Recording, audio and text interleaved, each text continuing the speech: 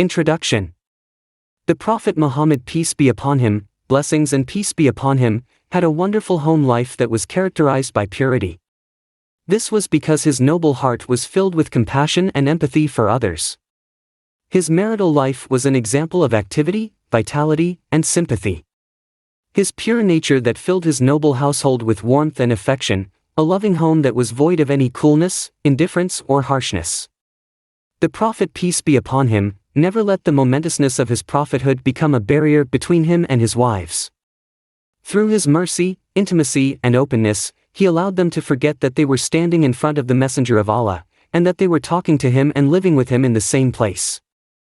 The reader may wonder how Aisha, peace be upon her, talked to the Prophet in front of her father, Abu Bakr, peace be upon him, during the incident of the slander against her, where she said, "Speak, and say naught but the truth," or how Hafsa said something to him that made her father, Umar ibn al-Khattab, peace be upon him, angry. But when Umar was going to punish her, the Prophet, peace be upon him, said, "I did not invite you for this reason." Such were the pleasant days that the Prophet, peace be upon him, spent with his wives. May Allah be pleased with them and have mercy on them. With Khadijah, peace be upon her. This man, Muhammad, peace be upon him, cannot be compared to anyone else, said Umar ibn Asad, Khadijah's uncle, in a loud voice. The Prophet's uncle Abbas ibn Abdul Muttalib, who was also present at this meeting, appreciated this comment about his nephew. This meeting occurred after the Prophet, peace be upon him, returned to Mecca from a trade journey commissioned by Khadijah, peace be upon him, and she noticed more profits and blessings in her money than she was accustomed to. Her servant, who accompanied Muhammad, peace be upon him, on the journey, also told her of Muhammad's good manners, honesty, deep thought, sincerity and faith. She realized that she wanted to marry him. She disclosed her wish to her friend Nafisa, the daughter of Mania, who immediately went to Muhammad, peace be upon him, and broke the good news to him. He agreed and requested his uncles to go to Khadijah's uncle and to discuss the issue. The meeting ended with an agreement between Banu Hashim, the children of Hashim, and Khadijah's uncle, Umar ibn Asad, who represented her on behalf of her deceased parents. The good news spread to every corner of Mecca, until someone went to Quraysh and said, "O people of Quraysh, have you not heard the news?" They said, "What is it?" The Prophet's uncle then announced, "Muhammad, peace be upon him, the son of Abdullah, who used to shepherd our sheep in the pastures, has married Khadijah, the daughter of Khuwaylid, the son of Asad." A reply then came from one of them, who said, "Woe unto you, cousin." So, the blessed marriage took place. Later on, the Prophet, peace be upon him, began to spend long hours in seclusion in the cave of Hira, meditating and pondering the creation around him. Meanwhile, Khadijah spent her time looking after him and her home in filling his life with delight and enjoyment. One day, after a retreat in the cave of Hira, Muhammad, peace be upon him, returned home trembling with fear and saying, "Cover me." Then he said, "I went out until I was at the mountain. I heard a voice coming from the sky saying, 'O Muhammad, you are the messenger of Allah, and I am Gabriel.' So, I raised my head up to look, and I saw Gabriel looking in the form of a man with his feet spread across the horizon saying, 'O Muhammad, you are the messenger of Allah, and I am Gabriel.' Then I stopped in my place looking and never walked forward nor backward until he went away. And here I am, O mother of Abdullah." Khadijah responded by saying, "O father of Al-Qasim, I sent some of my messengers to look for you until they reached Mecca and then returned." Then she smiled, a reassuring smile spread across her noble face, and she said, "Cheer up, my dear husband, and stand firm, for I hope that you are the prophet of this nation." After that, she went with the Prophet, peace be upon him, to her cousin, Waraka ibn Nawfal ibn Asad ibn Abdul Uzza, who had embraced Christianity in the pre-Islamic period, who used to write the Bible in Hebrew. He was a blind old man. Khadijah said, "My cousin, listen to your nephew." Waraka said, "O my nephew, what did you see?" The messenger of Allah, peace be upon him, told him what had happened to him. Waraka replied, "This is the Namuz, the angel entrusted with divine messages, that Allah sent to Moses. I wish I were younger. I wish I could live to the time when your people will drive you out." Muhammad, peace be upon him, asked, "Will they drive me out?" Waraka answered, in the affirmative and said, anyone who came with something similar to what you have brought was treated with hostility, and if I should live till that day, then I will support you strongly. This scene ended and the holy message continued to grow and spread through Muhammad's, despite the obstacles placed in its way. During that early period of Islam, when Khadijah was one of Muhammad's few helpers and supporters, an old man came to Mecca to buy some clothes and perfume. That old man was called Afif al-Kindi. He said, I came to Mecca at the time of Jahiliyyah, pre-Islamic period, in order to buy some clothes and perfumes for my wife. When I was there, I met Abbas ibn Abdul Muttalib, and while I was talking to him and looking at the Kaaba, a young man came and turned his face towards the Kaaba, then a boy came and did as the man did, then after a while a woman came and stood behind the man and the boy. Then the man bowed down and the boy and the woman bowed down too. The man then raised his face up and so did the boy and the woman. Then the man prostrated and so did the boy and the woman. When the old man saw this, he looked at Abbas and said, "Oh, Abbas, this is a remarkable thing I saw." Abbas then said, "A remarkable thing? Do you know who that man is?" "No, I do not know," the old man replied. Abbas then said, "This is Muhammad the son of Abdullah, and he is my nephew." "And do you know who that boy is?" "No, I do not," the old man replied. Abbas then said, "He is Ali the son of Abu Talib, and he is also my nephew." "And do you know who that woman is?" "No, I do not," the old man replied. Then Abbas said, "This is Khadijah the daughter of Khuwaylid, and she is that man's wife. In fact, this nephew of mine claims that the Lord of heavens and earth has admitted him to this religion, that he believes in. I swear by Allah, as far as I know, that there are no people who believe in this religion except these three people, and I wish I were the fourth." Abbas then made that wish a reality when he embraced Islam and became a reliable aid for his nephew. As for Khadijah, her loving and stalwart support of the Prophet peace be upon him, during these early and challenging times accorded her an elevated status in the eyes of Allah and His Messenger peace be upon him.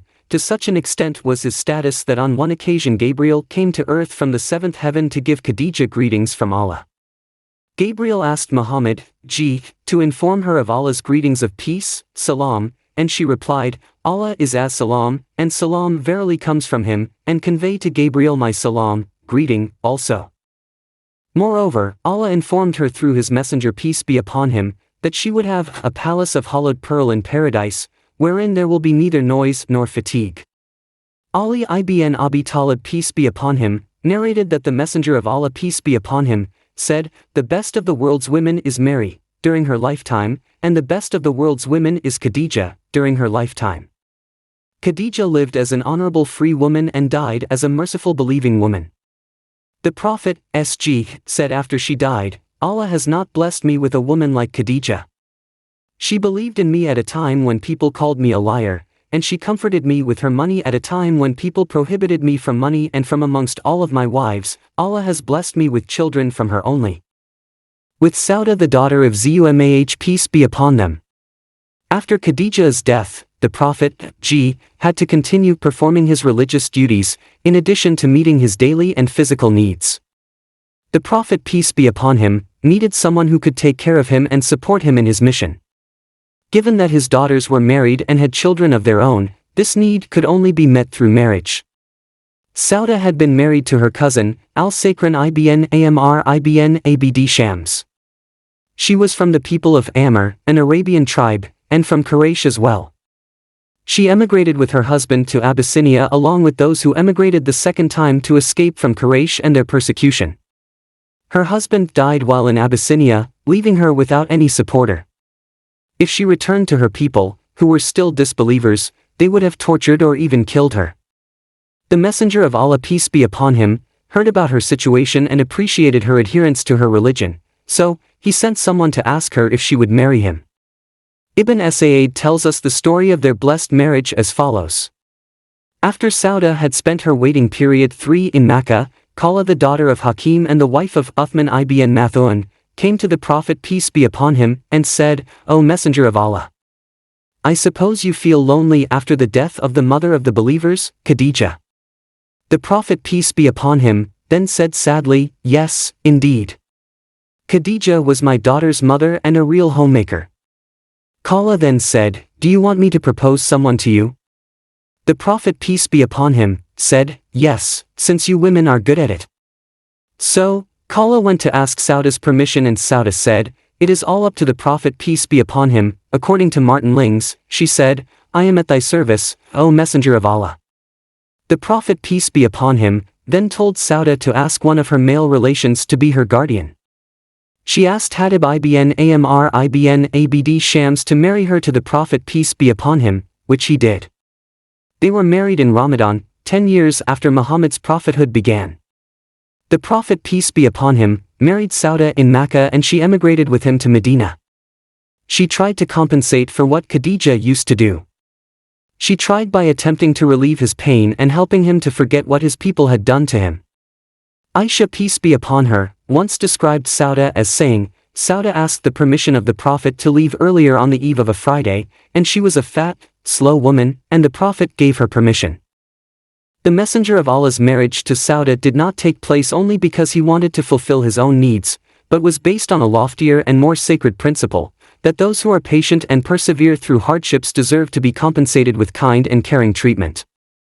That is why Sauda did not want her husband to leave her and said, "It is not the marital matters that I care much for, but it is that I would like to be Muhammad's wife on the day of resurrection."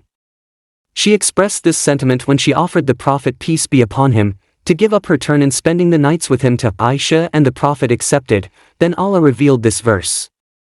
"And if a wife fears cruelty or desertion on her husband's part, there is no blame on them if they arrange an amicable settlement between themselves, and such settlement is best."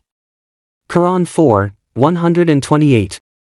Sauda adhered to the traditions of Prophet Muhammad, peace be upon him, and she remained very righteous after his death. In fact, she had gone on Hajj with him once, but after he died, she never went to Hajj again, nor did she leave her house, in accordance with the Quranic verse that says, "And stay, quietly, in your houses." Quran 33:33. She said, "I went on Hajj and Umrah and now I will stay at home as my Lord says, and I will never go to Hajj after the farewell pilgrimage, the last time and the only time the Prophet went to Hajj." With Aisha, peace be upon her. The Prophet, peace be upon him, loved Abu Bakr as-Siddiq, peace be upon him, more than anybody else, particularly after the loss of his uncle Abu Talib and his wife Khadijah, who were the most powerful supporters among his people. Thus, the Prophet, peace be upon him, decided to marry Abu Bakr's daughter, Aisha, and to become his son-in-law. The Prophet, peace be upon him, emigrated from Makkah to Medina accompanied by Abu Bakr, peace be upon him, who understood Quraysh very well, and knew both their bad qualities as well as their good. He was a well-known and honorable merchant to whom people came to seek advice and knowledge. Such was Aisha's father. As for her mother, she was Roman bint Umair ibn Amr and was descended from the sons of Al-Harith ibn Ghanem ibn Kabi. She was among the first group who embraced Islam and had been married to Abdullah ibn Abdul Asad before she married Abu Bakr. She had a son from her first husband named At-Tufail, and she gave birth to Aisha and Abdurrahman after marrying Abu Bakr. She emigrated to Medina after the establishment of Islam there. When she died, Abu Bakr said, "O Allah! You know best how Roman was hurt for the sake of you and your Prophet." The Prophet, peace be upon him, used to entrust Aisha to Roman's charge and saying, "O Roman, be kind to Aisha and be mindful of me by this kindness." The Prophet, peace be upon him, used to love this clean, pure household of Abu Bakr, because its head, a man who needs no introduction, was of unquestionable character and lineage. The Messenger of Allah, peace be upon him, had already thought about proposing marriage to Aisha when Khawla bint Hakim Aslamiyah said to him, "What do you say about marrying Aisha, the daughter of Abu Bakr?" He nodded his head in approval. Then Khawla went to Roman to tell her the news and said, "O Roman, you cannot imagine how Allah, has blessed your household." Roman said, "What is it?" Khawla said, "The Messenger of Allah sent me to seek Aisha for marriage." Roman said, "Wait for Abu Bakr, he is coming soon." When Abu Bakr came back, Khawla told him the news and he said, "Is she suitable for him?" "She is his niece." Khawla then went back to the Prophet peace be upon him, to tell him what Abu Bakr had told her, and he replied, "Go back and tell Abu Bakr that he is my brother in Islam, and I am his, and his daughter is good enough for me." Abu Bakr peace be upon him, thought deeply about this and then went to Mut'im ibn Uday, who had proposed Aisha for marriage to his son Jubair. These people were still disbelievers. When Abu Bakr peace be upon him entered their house, they said, "O son of Abu Quhafa, we fear that if our son married your daughter Aisha, then she would convince him of Islam, and we do not want this to happen." Abu Bakr peace be upon him did not reply. On the contrary, he was very pleased. For he was now free of their agreement, and he could give his full agreement for the blessed marriage. Aisha told of how she became married to the Messenger of Allah peace be upon him, and said, "The Prophet peace be upon him came to our house, and many people gathered there to meet him. Then my mother came to me while I was playing. She took me, fixed my hair and washed my face, then took me to the door where the Prophet peace be upon him was sitting. I was so embarrassed, I melted in shyness. Then my mother put me beside the Prophet peace be upon him, and said, 'This is your wife, may Allah Azza wa Jal bless her for you and bless you for her.' People then left the room, and that night nothing was slaughtered for me. I was 9 years old at that time." People described Aisha on her wedding day and said, she was a nimble, wide-eyed bride, with curly hair and a shiny face. Aisha was the most jealous woman of all the Prophet's wives because she loved him much more than they did. Her jealousy was demonstrated the day he got married to Asma bint Nu'man Kindia. She became very apprehensive when she saw Asma's beauty and worried that she would possess his heart. So Hafsa bint Umar called some of the Prophet's wives and told them, "A strange woman is trying to possess his heart and keep us out of it." In response to this, the wives planned a scheme to set Asma up in a situation that would distance her from the Prophet peace be upon him. When the Prophet peace be upon him learned of their trick, he said, "O Lord, turn their plot away from me." Moreover, Aisha once switched her turn to spend the night with the Prophet peace be upon him, with Hafsa's to see what the Prophet would do when he found Hafsa instead of Aisha. Aisha spent the rest of her life with the Prophet peace be upon him, until his death. The Prophet peace be upon him died while his head was resting on Aisha's chest. As she related, "He died between my chest and my neck, then I put his head on a pillow. People became very quiet while I was mourning and suffering deep sadness." With Hafsa bint Umar peace be upon her, the Messenger of Allah peace be upon him once said to Umar peace be upon him, "Hafsa will be married to a man who is better than Uthman, and Uthman will marry a woman who is better than Hafsa." This was the good news that the Prophet peace be upon him gave Umar when he went to him to complain of the behavior of his two companions, Abu Bakr for carat and Uthman for carat. In this story Umar related, "My daughter Hafsa lost her husband, Khuwaylid ibn Hudhayfa as-Sami, who was one of the companions of Allah's Messenger. Khuwaylid had fought in the Battle of Badr and died in Medina. I met Uthman ibn Affan and suggested that he marry Hafsa, saying, 'If you wish you can marry Hafsa bint Umar.' He said, 'I will think it over.' I waited for a few days, then Uthman said to me, 'I am of the opinion that I shall not marry at present.' Then I met Abu Bakr and said, 'If you wish I will marry you Hafsa bint Umar.' He kept quiet and did not give me any reply, and I became angrier with him than I was with Uthman. Some days later, the Messenger of Allah asked for her hand in marriage, and I married her to him.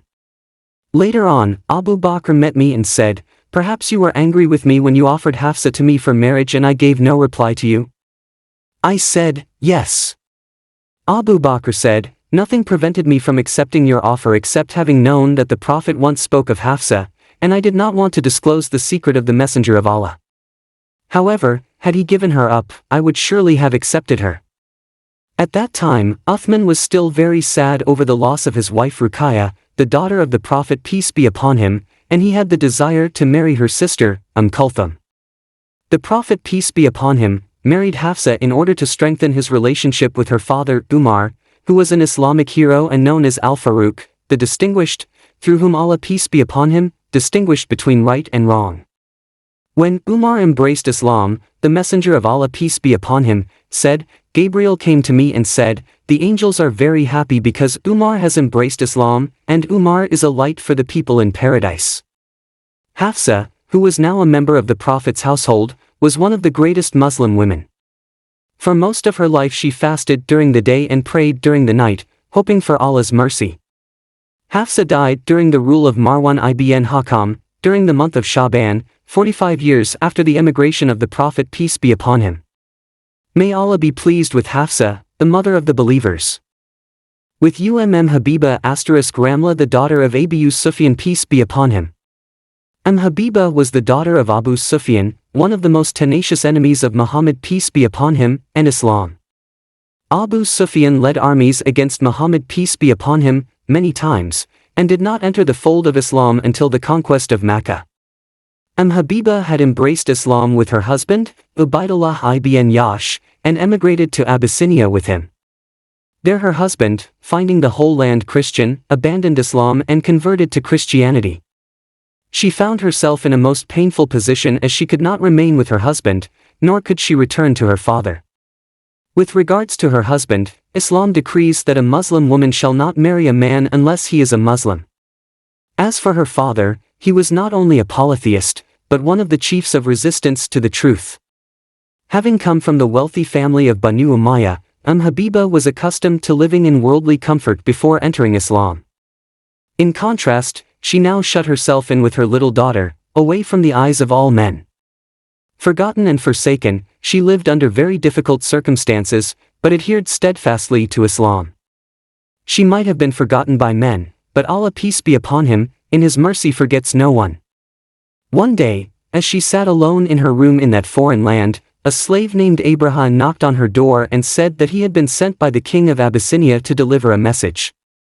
The message was from Prophet Muhammad peace be upon him, and he was requesting her hand in marriage. The king said that if she accepted the proposal, she was to name one of the Muslims in Abyssinia as her guardian. Habiba was overjoyed, she had been not forgotten after all. Not only was this the highest honor, but Muhammad peace be upon him, had also sent her 400 dinars as a dowry. This was considered a very large sum of money at that time, and of which she was badly in need. Although Muhammad, could not meet his wife in the distant Abyssinia, Habiba was greatly joyed by the fact that he had thought of her, the financial support he sent to her, and the honor and protection that his name gave her. 6 years later, when the emigrant Habiba could finally return from Abyssinia, she came to Medina. Muhammad peace be upon him, who had just returned victorious from Khaybar, gave her a most cordial welcome. One day, Abu Sufyan came to visit his daughter in Medina thinking that he could dissuade her from Islam. When he entered her house and tried to sit on her mattress, she pulled it away and did not let him sit on it. Abu Sufyan said, "Do you take this mattress away from me or for me?" She said, "I am taking it away from you, because this is Muhammad's, and you are a polytheist." He said in anger, "You have been smitten by evil since you left me." She said, "On the contrary, goodness is what has befallen me." On the day of the conquest of Mecca, Abu Sufyan entered Islam. In response, the Prophet peace be upon him, honored him and asked a caller to proclaim that, "Whoever shall enter the holy house will be safe, and whoever shall enter Abu Sufyan's house will be safe." So, he became one of the Muslims, and his daughter, the mother of the believers, was one of the Prophet's pure wives, a woman that he married and honored to show people that Islam calls for charity to all believers, men and women. With Juwayriyah bint Harith peace be upon her. Aisha peace be upon him, mother of the believers, described Juwayriyah bint Harith, "She was a pretty, kind woman, whoever saw her admired her." The story of her marriage to the Messenger of Allah peace be upon him, began when the Prophet knew that Harith ibn Durar, the head of the Mustalik tribe, was planning to attack the Muslims. It was in the month of Shaban 6 years after the emigration of the Prophet peace be upon him. Harith ibn Durar was the master and leader of the Mustalik tribe, and his daughter was Bara, who came to be known as Juwayriyah after her marriage to the Prophet peace be upon him. The battle took place between the Muslim army and the Mustalik tribe at a spring called Murazi. The Muslims won that battle and many prisoners of war, men and women, were taken from the Mustalik people. One of them was Juwayriyah, who was married to her cousin Muzafti ibn Safwan. Her husband was an ardent enemy of Islam, and he was killed in the battle. Juwayriyah came to the Prophet peace be upon him, to complain of her situation. Aisha was with the Prophet when Juwayriyah came, and she said, "By Allah, I felt misgivings the moment I saw her at the door, and I knew that he would see what I saw of her beauty." She entered and said, "I am Juwayriyah bint Harith, the daughter of the leader of Mustalik, and you can see what has befallen to me. I was considered as part of the share of Thabit ibn Qais, and I have come to seek your help in paying my ransom." The Prophet peace be upon him then said, "Do you prefer something better than being free?" She said, "What is that?" He peace be upon him said, "I pay your ransom and marry you." And she accepted.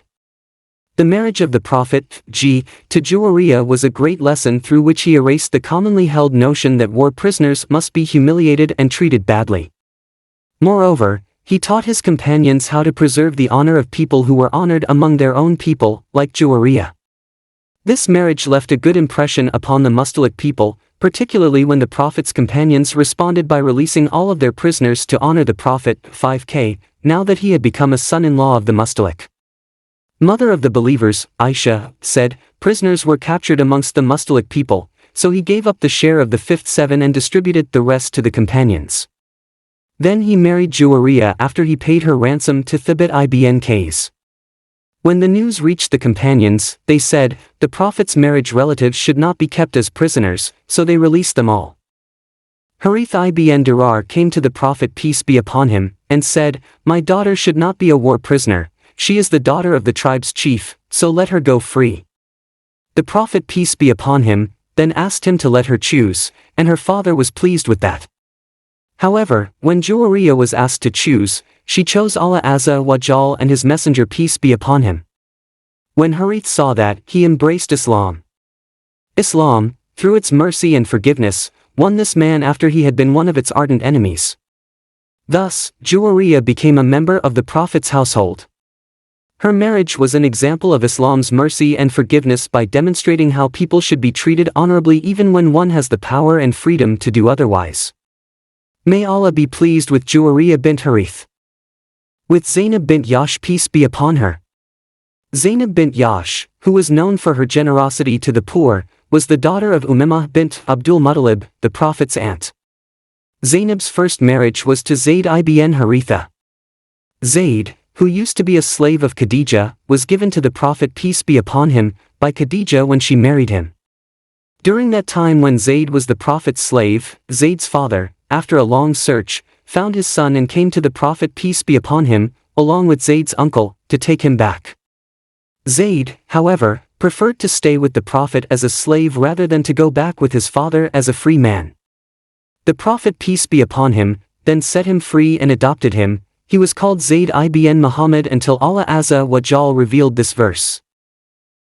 Call them by the names of their fathers, that is more just in the sight of Allah. Quran 33:5. After the revelation of this verse, adoption was prohibited. A few years later, a divine command was revealed to the Prophet peace be upon him, that he should marry Zainab to Zayd ibn Haritha. Zainab at first refused, but this was not accepted from her, and Allah Azza wa Jal revealed.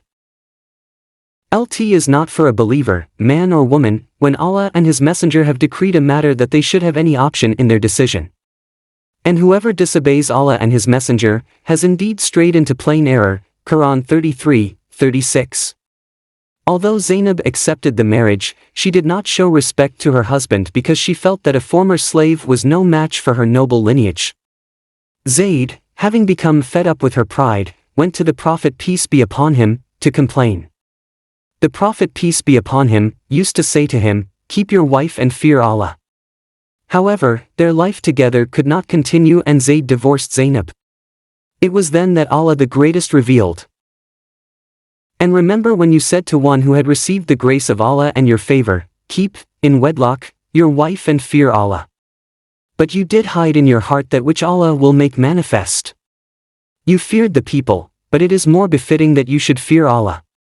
Then when Zayd had dissolved his marriage with her, we joined her in marriage to you in order that, in future, there may be no difficulty to the believers in the matter of marriage with the wives of their adopted sons, when the latter have dissolved their marriage with them. And Allah's command must be fulfilled. Quran 33:37. So, according to Allah's command, the Prophet peace be upon him, married Zainab after she completed her waiting period. As was the case with the Prophet's previous wives, this marriage was not the result of his personal desires, but rather it had important implications for the Muslim Ummah, nation or community. Because her marriage divinely ordained, Zainab used to boast to Prophet's other wives by saying, "You were given in marriage by your families, while I was married to the Prophet by Allah from 7 heavens above." Anas peace be upon him reported, when the Prophet peace be upon him married Zainab bint Jahsh, he offered a feast in which the people ate their fill of meat and bread. Then he went out to the dwelling places of the mothers of the believers, his wives, as he used to do on the morning of his marriage. He would greet them, and they would invoke good for him. When he returned to his house, he found 2 men talking to each other. When he saw them, he left his house again.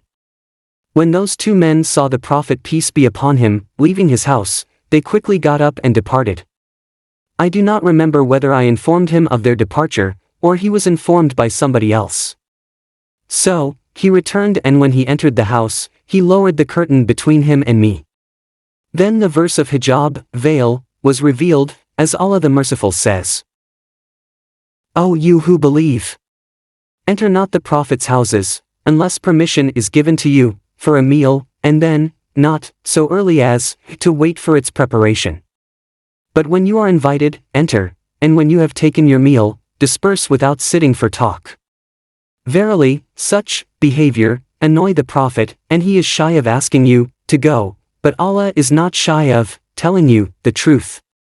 And when you ask his wives for anything you want, ask them from behind a screen that is purer for your hearts and for theirs. Nor is it right for you that you should annoy Allah's messenger, or that you should ever marry his wives after him. Verily, such a thing is an enormity in Allah's sight." Quran 33:53. This supported to what Umar peace be upon him had previously suggested when he said, "O Messenger of Allah! Good people and bad people enter your house. Would you allow the mothers of the believers to have a veil?" So, Allah the Whole Knower revealed the verse of hijab, veil, and from that time the veil was obligatory for Muslim women. The wives of the Prophet peace be upon him felt that Zainab was very close to him and understood the honor that Allah the Merciful had given her. Aisha used to have the strongest confidence regarding her status in the eyes of Allah the Merciful and His Messenger peace be upon him, until she said, "No woman used to compete with me except Zainab." She also said, indicating the status of Zainab and Salamah in the eyes of the Prophet peace be upon him, "He loved them more than his other wives, except for me, I suppose." Aisha was very jealous because the Prophet peace be upon him used to spend much time with Zainab. So she went to her close friend, Hafsa bint Umar, and agreed secretly that if he comes to either of them, she would say to him, "It seems you have eaten magafir, a kind of bad-smelling raisin, for I smell on you the smell of magafir." They did so, and he replied, "No, but I was drinking honey in the house of Zainab, the daughter of Jahsh, and I shall never take it again. I have taken an oath as to that, and you should not tell anybody about it." Aisha said, "The wives of the Prophet peace be upon him sent Fatima, the daughter of the Prophet peace be upon him, to him. She sought permission to enter as he had been lying with me in my mantle. He gave her permission, and she said, 'O Messenger of Allah, verily your wives have sent me to you in order that you observe equity for them and the daughter of Abu Quhafa.' I kept quiet.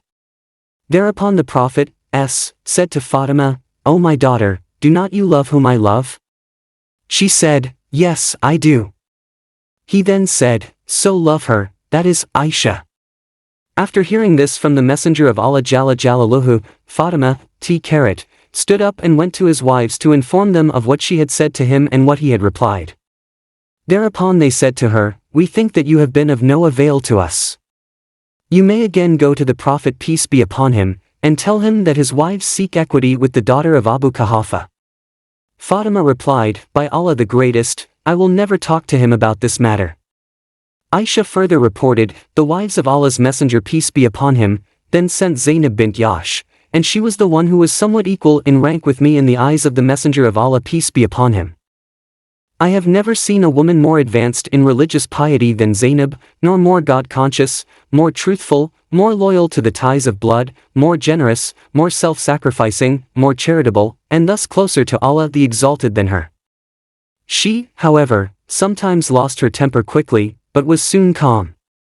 The Prophet, peace be upon him, permitted her to enter as I was along with him in my mantle, in the same state when Fatima had entered. She said, O Messenger of Allah!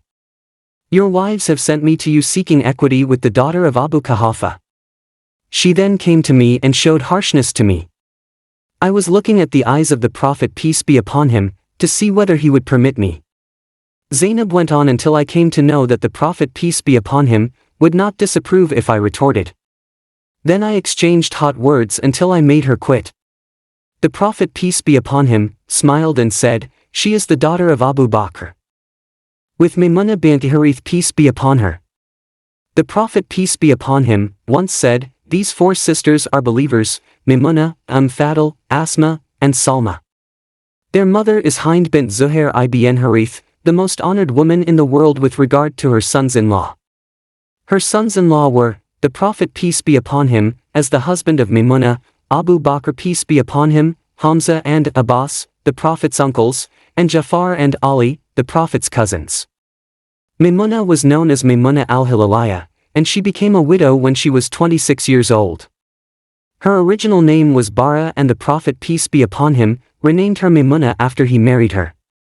She also had the most honorable family amongst the Prophet's wives.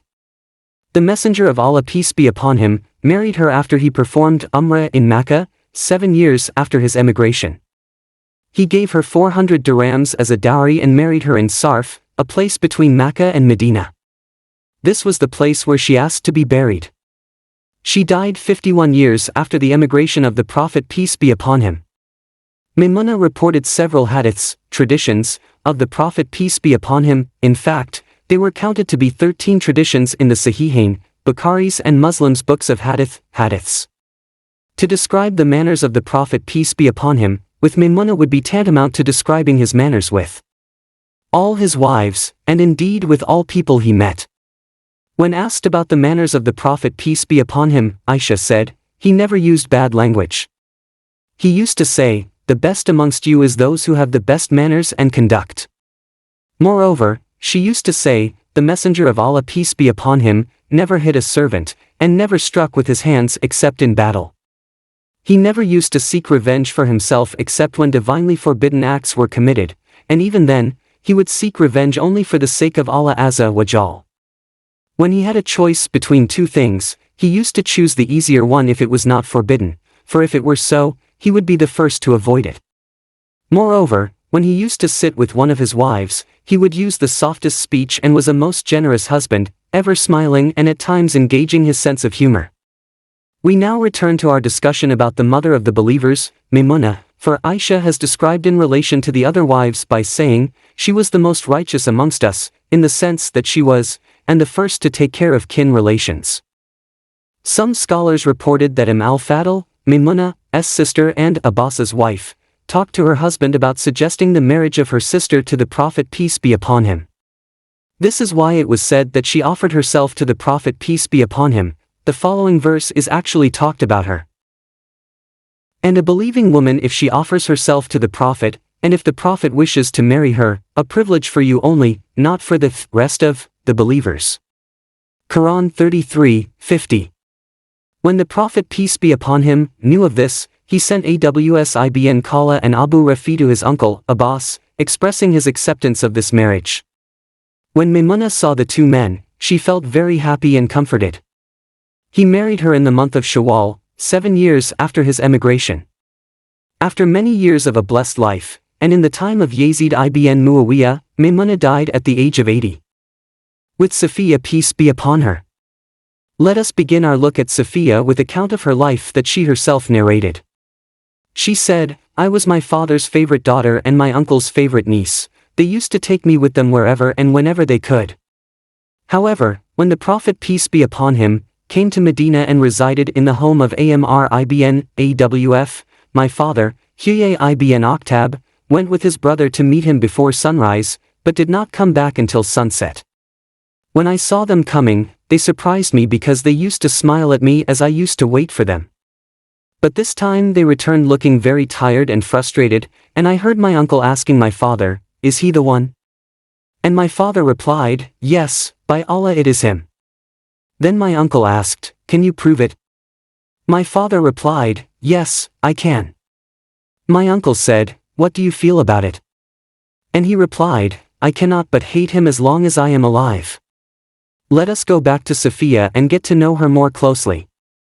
She is Safiya bint Huyay ibn Akhtab, was a Jewish woman whose father was a descendant of Harun peace be upon him, the messenger of Allah, and whose mother was from a Jewish tribe called Khuwaylid. She was married twice before she got married to the Prophet. Her first husband was an honored man amongst his people, and so was she. The story of her marriage to the Prophet began when he decided to go to Khaybar and to strike some fortresses belonging to the Jews. One of these was the fortress of Kamuz, which belonged to her husband Ibn al-Haqiq. The Muslims won that battle and had many captives. One of them was Safiya, whom the Prophet peace be upon him chose to be his. In this battle, Safiya lost her father, her brother, and her husband. The Prophet peace be upon him could have taken her as a female slave if he had simply been seeking pleasure. However, he set her free and married her. He did this as a conciliation to honor her after her humiliation, as was his practice. Imam Ahmad reported that the Prophet gave her the choice between setting her free and then marrying her or going back to her people. She chose to be his wife, and her dowry was her freedom. After the battle was over, on the way back to Medina, the Prophet peace be upon him wanted to sleep with his wife Safiya, but she refused to do that. When they reached As-Saba, he felt that she was ready for that.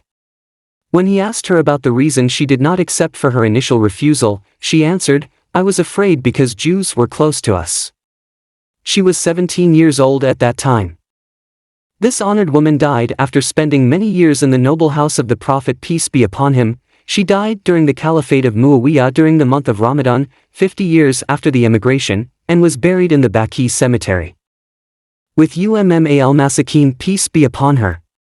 Ubaidah ibn al-Harith ibn Abdul Muttalib was martyred in the Battle of Badr and left behind him a widow, Zainab bint Khuzaymah, who grieved his loss, yet was proud of his martyrdom.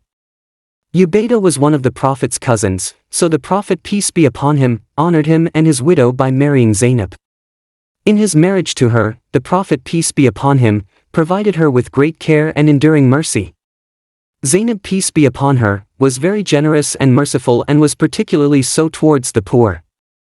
Because of this, she has given the name al-Masakin, which means the mother of the poor. She joined the Prophet's household soon after Hafsa did and lived there for a few months. She died in the month of Rabi al-Akhir, 4 years after the emigration, and was buried then in Baqi cemetery, as all the mothers of the believers were. Because of her short stay with them, the other wives were not troubled by Zainab's presence. In fact, she left them with positive memories and a favorable impression. Zainab's absence from the noble house now left a place for the wise and righteous Salamah. With Salamah peace be upon her. She had a very strong personality and was characterized by her willpower. In addition, she was known for her wisdom, which far superseded that of her female contemporaries. This comes as no surprise, given that she was the daughter of generous, honorable people. Her father was a man whom people called Zad-e-Araq, which means, the supplier of the travelers. He earned this title because when traveled, he used to take with him the needs and provisions of his accompanying travelers. In fact, he would not let any of the travelers bring any supplies with them.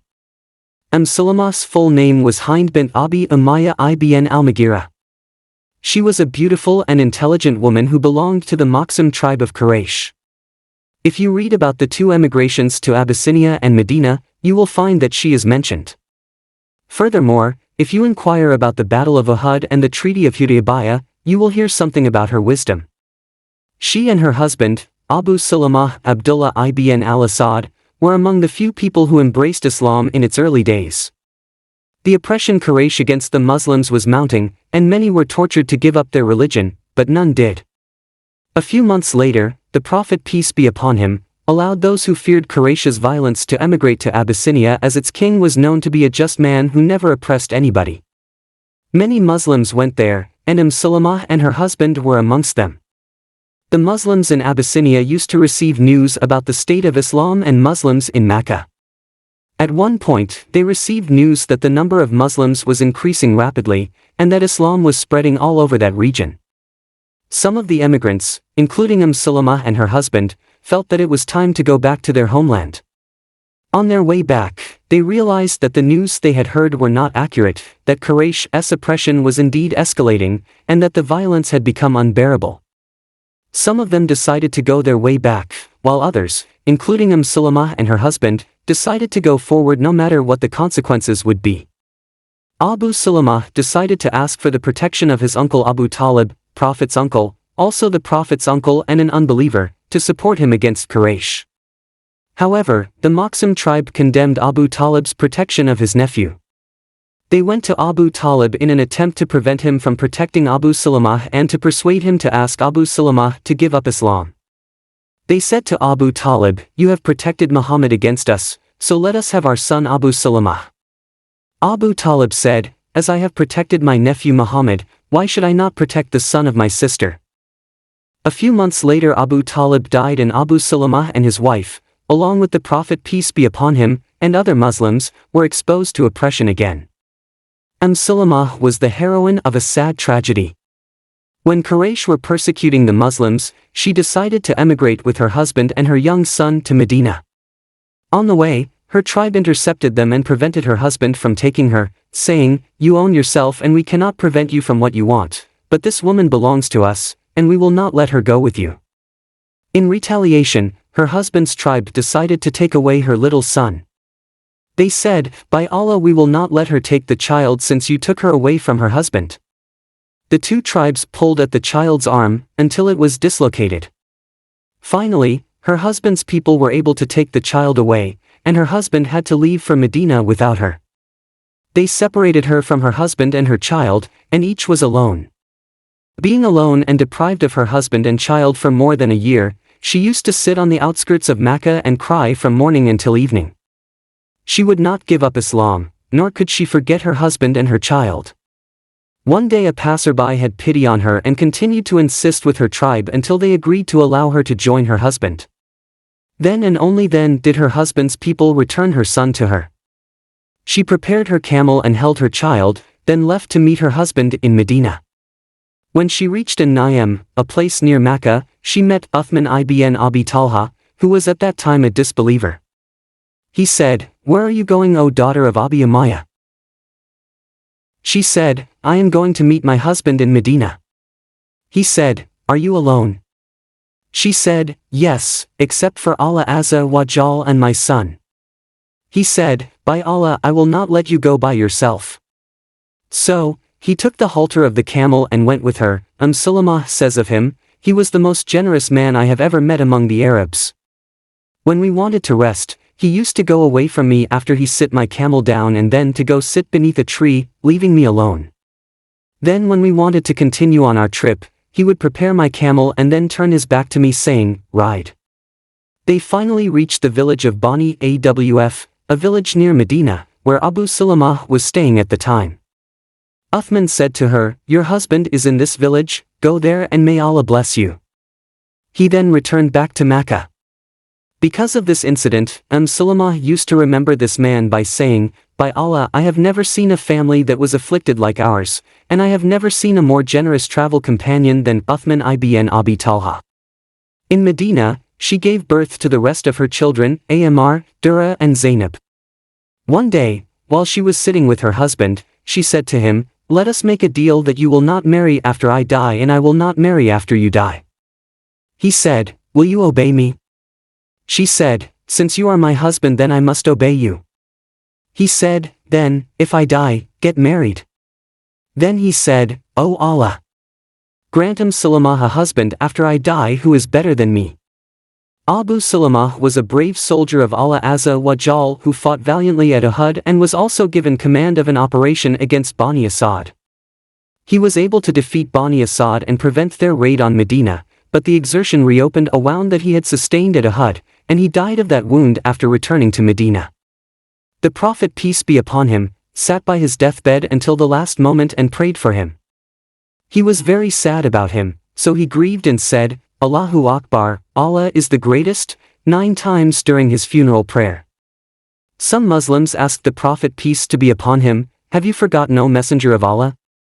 He, peace be upon him, said, "I have not forgotten nor was made to forget at all, and even if I said Allahu Akbar for Abu Salamah 1,000 times, he would deserve that."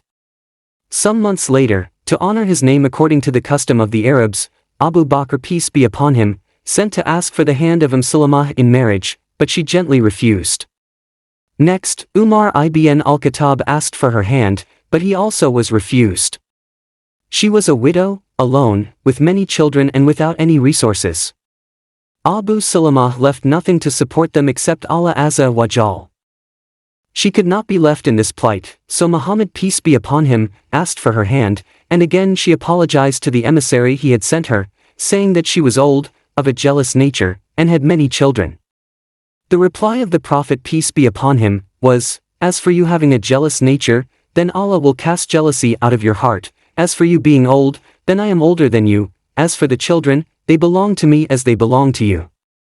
After the Messenger of Allah Azza wa Jal made peace with Quraysh at the Treaty of Hudaybiyah, he informed his companions that they would have to return to Medina and come back the following year to perform circumambulation around the Kaaba. He then instructed them to get up, slaughter their sacrifices and cut their hair. No one got up. The Prophet, peace be upon him, repeated his instructions 3 times, however, because the companions were very upset with the terms of the treaty, they did not respond. When none of them got up, he left them and went to Salamah and told her of the people's attitude towards him. Salamah said, "O Messenger of Allah! Do you want your order to be carried out? Go out and do not say a word to anybody until you have slaughtered your sacrifice and called a barber to cut your hair." So, the Prophet, peace be upon him, went out and did not talk to any one of them until he slaughtered the sacrifice and called a barber to give him a haircut. Seeing that, the companions of the Prophet, peace be upon him, got up, slaughtered their sacrifices, and started cutting one another's hair. In fact, they were in such a rush to emulate the Prophet, that they were at risk of cutting one another's skin. Salamah died in Medina after the Battle of Karbala, 61 years after the emigration, and she was buried in the Baqi cemetery. Although this reasonable-minded and intelligent mother of the believers was now gone, she left behind her many lessons for other women to take as examples. May Allah have mercy on Salamah and let her residence be immortal in paradise.